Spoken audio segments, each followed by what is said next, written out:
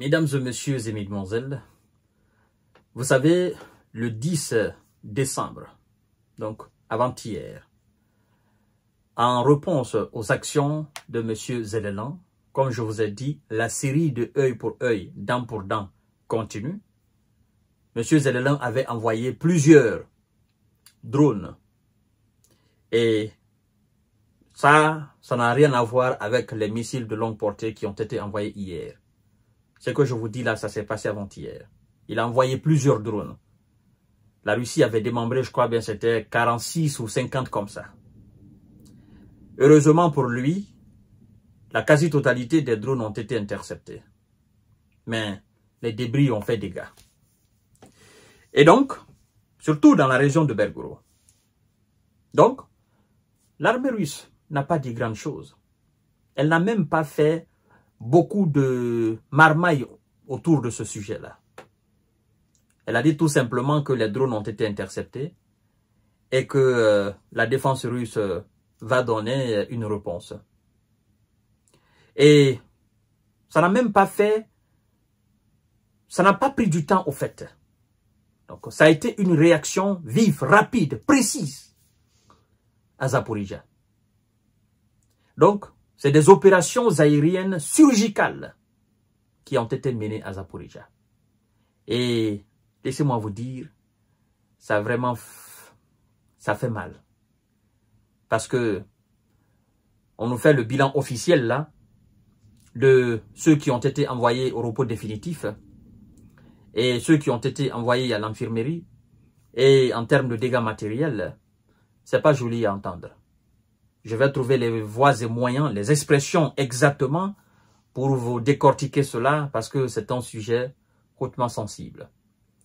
Donc, mesdames et messieurs, ce sont les conséquences des actions de M. Zelelan. Il se dit aveugle, sourd, et sur la piste, il se croit tout permis.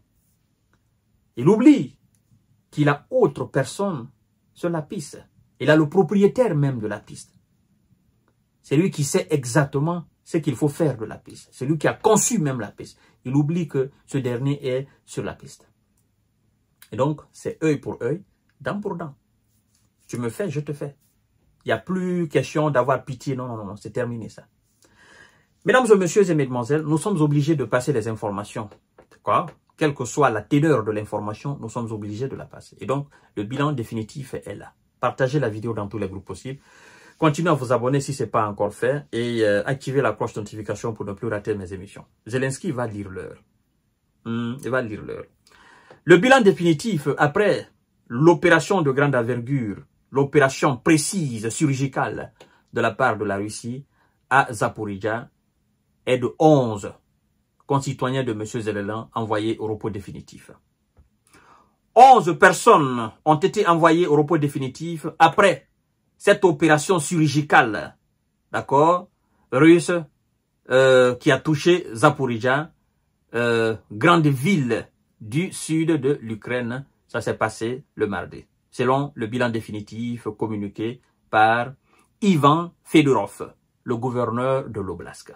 Il dit, je cite, « Les secouristes viennent de récupérer, voilà, un concitoyen, voilà, une concitoyenne, parce que c'est une daronne, une concitoyenne des décombres, de maisons complètement anéanties, rendues en cendres, par une opération chirurgicale aussi, le 10 décembre, a-t-il écrit sur Telegram.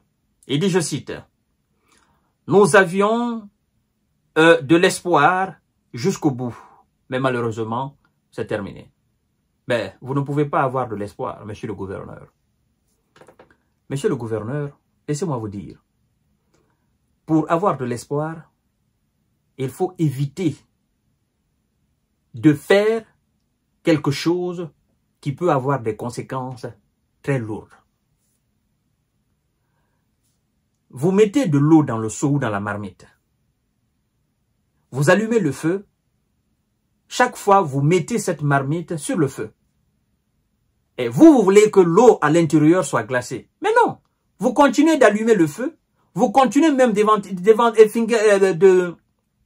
ventiler le feu. Mais ça va bouillir. ça va pas, cette eau va pas, ça va pas se congeler, ça va pas glacer ça. Non, ça sera pas une eau fraîche. Ça sera toujours une eau bouillante. C'est ça. Pour avoir une eau très fraîche, dans le contexte là, vous savez ce que je suis en train de dire là. Mettez de l'eau tout simplement dans un verre ou mettez de l'eau dans un bidon. Vous le mettez dans le frigo. Et le frigo, en fait, en le faisant, vous évitez d'envoyer des missiles. Vous évitez d'envoyer des drones. C'est ça. Les drones constituent effectivement le feu. C'est ça la réalité. Vous ne pouvez pas tout le temps allumer, tout le temps aggraver la situation et vous attendre à un résultat meilleur. Mais non, vous allez toujours avoir une conséquence dramatique et un résultat franchement déplorable. C'est ça. Les mêmes causes produisent toujours les mêmes effets. Ça, c'est purement chimique. Les mêmes causes produisent. Vous prenez une équation, vous la répétez 1000 fois, ça va vous donner toujours le même résultat. 1 plus 1 égale à 2. 2 plus 2 égale à 4. Vous allez répéter 1000 fois 2 plus 2 égale à 4. Vous n'allez pas faire 2 plus 2 qui va vous donner 5. C'est impossible. Ou 3 plus 3, ça va vous donner 6. Vous n'allez jamais entendre 7. Non, non, non, non.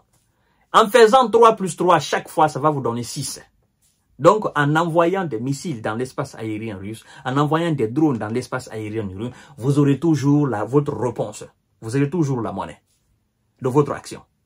C'est ce que j'essaie de vous expliquer, vous ne comprenez pas.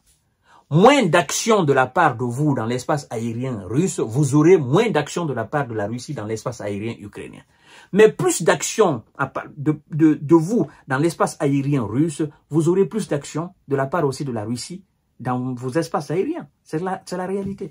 Je vous ai dit, en tant que vous êtes dans l'opération spéciale militaire russe, à l'est de votre pays, là, ça va s'arrêter là-bas. La Russie ne va pas procéder à de bombardement. Mais plus vous tentez de bombarder la Russie, plus elle va répliquer. Et plus ça va pleurer en Ukraine. C'est ça la réalité, monsieur le gouverneur. Donc, n'espérez pas d'autres choses.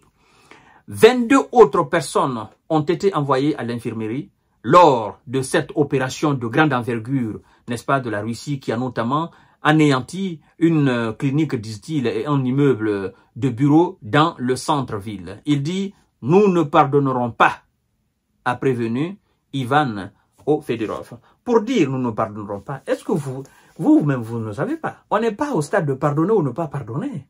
Non, cherchez d'abord la fin de la guerre. Hein? Quand tu dis je ne pardonne pas, bon, pour ne pas pardonner, il faut te donner les moyens.